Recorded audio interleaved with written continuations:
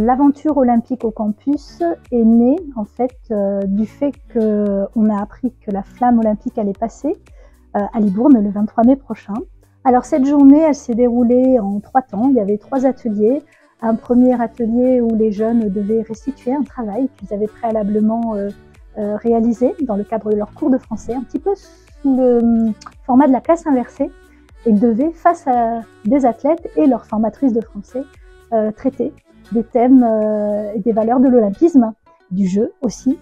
Le deuxième atelier était un atelier de rencontre, d'échange, avec donc notamment Romain Ramalingom qui a été présélectionné aux Jeux olympiques paralympiques de Paris 2024. Et le troisième atelier, c'était un atelier de tir de précision, alors laser bien sûr.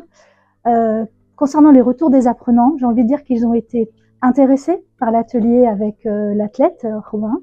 Ils ont rencontré aussi la porteuse de la flamme de Libourne qui s'appelle Chloé Pallaro.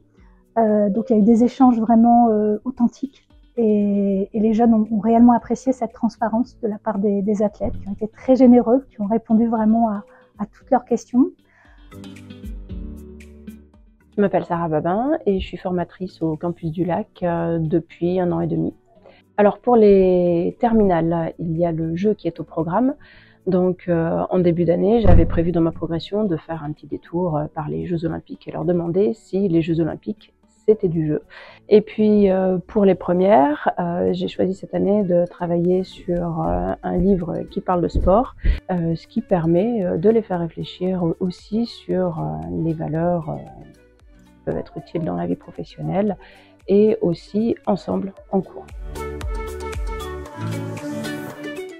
C'est un projet qui, à mon sens, est très important, notamment pour partager l'expérience olympique, qui ne se passera pas tous les jours en France, hein, on est bien d'accord là-dessus, et ça permet aussi de montrer toutes les choses que l'on ne peut pas constater quand on regarde par exemple du sport à la télé et où qu'on est en club, des choses qui ne seront peut-être pas accessibles pour tout le monde.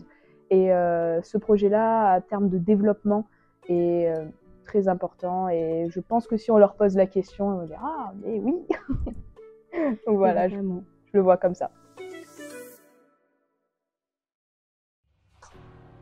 Il faut savoir se positionner par rapport à ça, oser se lancer et surtout oser aussi demander de l'aide. Surtout pour les personnes handicapées, il n'y a pas d'aveu de faiblesse derrière ça. On est capable de certaines choses, tout comme les personnes valides, mais aussi il y a un paquet de choses qu'on n'est pas capable de faire, tout comme les valides.